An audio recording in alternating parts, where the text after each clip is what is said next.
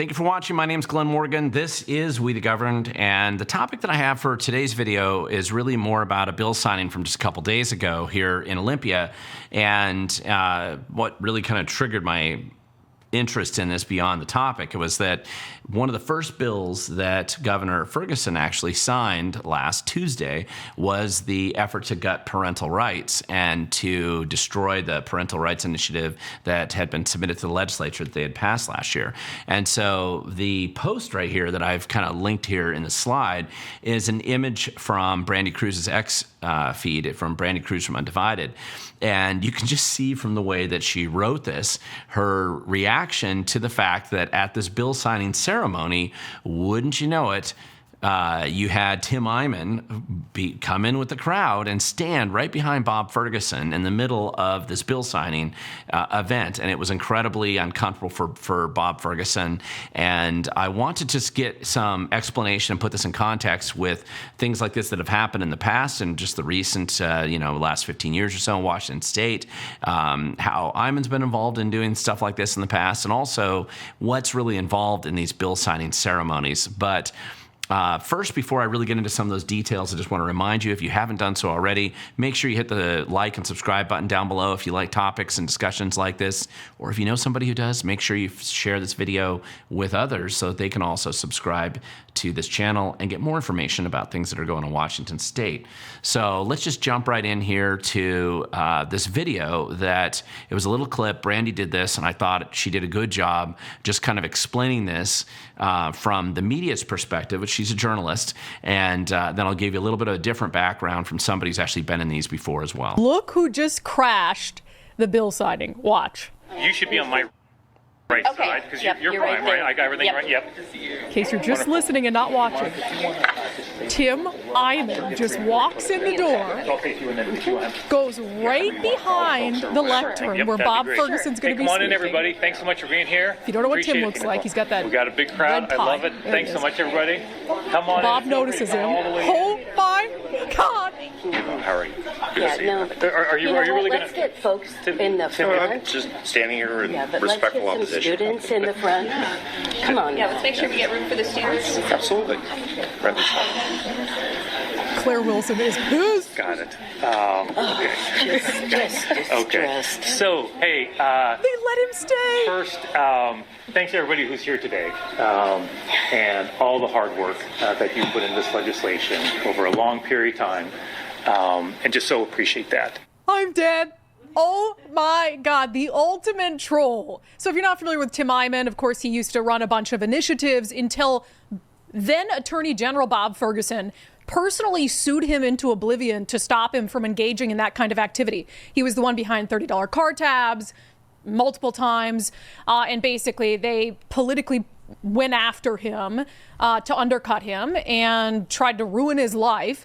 So Tim Eyman, of course, because he's been pushing back against what is a blatant attack on the initiative process, he just squirrels his way in to the governor's office for a bill signing, stands right behind Bob Ferguson for the entirety of it. I'm actually shocked Bob didn't sick his state patrol security to get him out, and doesn't interrupt or anything, just stands there looking glum.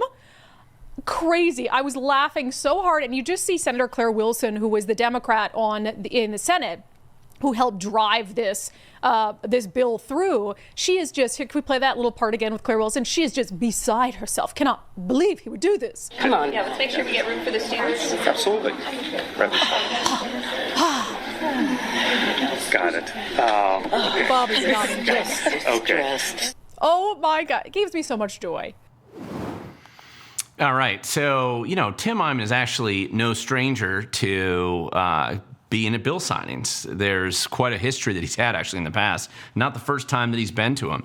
Here's just an example of one back in 2010. I remember this, where Governor Gregoire was just signing this horrible tax increase bill, and Tim Eyman, I should say, was the only one there who went to that bill signing, and he stood behind her. And keep in mind, when you're there, there's like a whole bunch of media cameras and a bunch of journalists that are up front because they document the governor signing the bills. It's not like auto pen in Washington, D.C., where the president apparently does all these things where he's signing it with auto pen, but when it comes to bill signing, for the most part, governors tend to make events and issues out of it because it's always a great publicity. You get all your supporters usually that are behind you, and every now and then somebody who doesn't support them.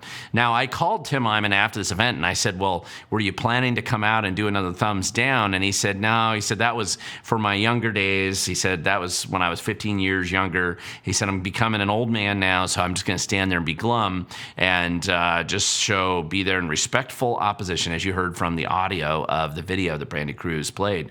And I love Brandi Kruse's take on this because she's a journalist, and so she's really been from the front end of that table. She's observed so many of these over the years, and so she kind of understands how that whole process typically works. And it's usually like watching paint dry, right? It's just typically nothing ever really happens there. But, Tim Eyman's not alone in showing displeasure during bill signing ceremonies. Here's a picture from Governor Inslee's time in office a few years ago when he was signing a bill that was essentially going to destroy the vape shops in Washington state. And a bunch of vape shop owners who were much more rambunctious and willing to show up and show their displeasure, they clearly were surrounding this area behind Governor Inslee at the time, showing their displeasure with Governor Inslee's signing of that bill. So this has happened before, and it's happened many times. What was funny about after this, actually, the Inslee administration, because they didn't like the optics of it, they actually cracked down and really became super strict on who could actually be in the governor's area at all when he's doing bill signing like this. And it was really because of photos like this that the Inslee administration wasn't so happy about. But, and then just to be fair to Tim Eyman, I mean, he hasn't always gone and trolled the governor negatively. There was also a time when he went to, again, Christine Gregoire, when she was governor, and gave her a bouquet of flowers when she was actually avoided increasing taxes that year, and he wanted to show his appreciation. So listen, these kind of things happen at bill signing, and it's happened in the past. But it is, of course, funny, especially for the public to see it, because generally you don't really see some of the stuff that's happening behind the scenes in order to get in there. And obviously Tim Eyman's a known person.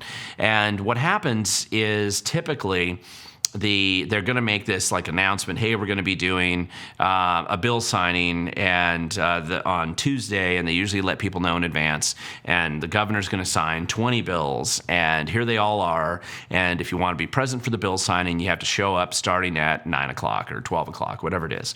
And so what happens is, when you saw the video that I did just a few days ago of when I delivered a petition to the governor, and the place where the bill signing is kind of in this room. You can see this room right there. There was somebody standing in the background. That's actually in the governor's office. That's the room where they do all the bill signing.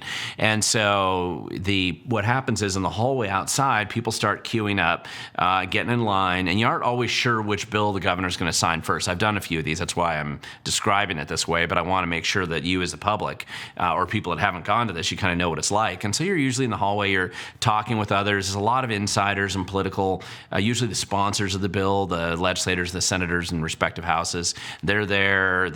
Whoever the prime lobbyist was, oftentimes they'll be there. Sometimes there were people that testified on that bill, and they'll be there. And so you'll have these groups of people, and they're basically, they come of their own, free will. They're hanging out there. And then a staff member will usually come out from the governor's office and say, okay, we're going to sign bill number whatever it is, and right after that's bill number this, and come out here. And so they'll kind of stage you right where I'm standing in this video. You're staged there. Well, if there's another bill that he's signing right before him, you're waiting, and then the staff member will say, okay, now we're signing this one, come on in, this is for bill 1429 or whatever it happens to be. And then that's all Tim Eyman did, is he stood there in line just like anybody else, and he went in. Now obviously there's a few staffers that know who he is. They were trying to block his way. He found a way to zigzag through it all. But of course, the other funny reaction, in addition, if you saw that video where people were trying to do rabbit ears behind his head, and you could see they were just super angry that he would dare to show up at this bill signing where the governor decided to join forces with the Democrats in both houses and destroy parental rights and attempt to undermine the Citizens Initiative, which clearly indicates that people don't want the government to actually be their parents, but they want the parents to have some ability to understand what's going on with their kids. So there was substantial controversy. This was actually a very controversial bill, and it was a pretty bad one. So obviously the governor's pissed, right? Ferguson, is not happy. And you could see his body language. This really had a substantial impact on him, particularly considering that it was Tim Eyman, the very guy that Bob Ferguson spent a decade of his time in the AG's office destroying Tim Eyman's life. I mean, that was really Bob Ferguson's pretty much the only thing he really accomplished of positive significance from his perspective was he spent his time beating up on on Tim Eyman. Obviously, he also shook down a lot of businesses so he could use that money for like the chicken tuna bribe checks and other things. But this was a big, stellar accomplishment in Bob Ferguson's perspective, and he thought he had killed this guy. And suddenly, Tim Eyman shows up behind him in the bill signing, his first few months in office. So obviously, Bob Ferguson's not too happy. Now, obviously, a lot of people went online and they were paying attention to the strange state senator who was oftentimes compared to the Grinch up there. She was obviously making the same type of faces during the bill signing, and she was fit to be tied and super angry and upset. Senator Claire Wilson, she's from the 30th Ledge District, which is in the Federal Way area. She was a big prime sponsor in attacking parental rights and destroying the ability of parents to have any responsibility or knowledge about what secret government employees are actually doing with their kids. It's a horrific attack on parental rights that she was celebrating there. And obviously, Tim Eyman showing up rained on her parade too. I don't know that it's completely fair to compare to the Grinch, but certainly that's how she felt that day. And I'm sure she was not happy with Tim Eyman showing up. Now, I've done a lot of stories about Tim Eyman in the past. If you go to my website at wethegovern.com, link down below, I'll try to link to a couple of these stories here as well. But obviously, if you've studied Tim Eyman's case, you'll know that unique in Washington state history, or at least as far back as I can go in my research, he was uniquely targeted and attacked by our own equivalent to the deep state, which was Bob Ferguson and all the lefties who were incredibly upset that how dare Tim Eyman run initiatives that cut taxes in our state, right? No, there's no greater evil when you're part of the big establishment. And so the court cases, of which I sat in on many of them, not all of them, but they were strange, they were weird. There were strange things that the AG's office did periodically, things they've never done in the history of that organization. And going after Tim was a very hyper-partisan, super political persecution, the likes of which I don't think anybody's ever seen before. There's nothing to compare it to in the history of the state. Now, I also, one of the more recent articles, I mean, this is from about 18 months ago here, but I filed a amicus brief to the Washington State Supreme Court when they were hearing some of the issues related to some of the abuse of the law that and the state constitution and a bunch of other things that were just, they ran roughshod over in this effort to harass Tim. And I filed a personal amicus brief. Normally you can't do this, but I was able to have it be accepted by the state Supreme Court because on the particular topic, I believe that I am an expert on it, and they agreed and they accepted that amicus brief. Now, that didn't necessarily help Tim, didn't overcome the built-in institutional bias that exists there.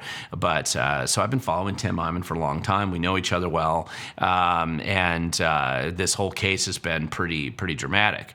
Now, obviously, Bob Ferguson starting to define himself and who he is.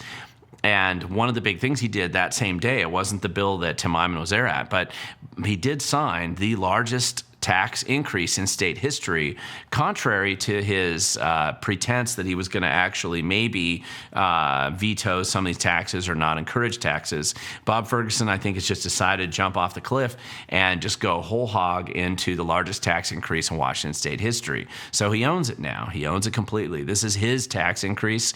This is his abuse of the people who live in Washington state, and he owns it at this point in time.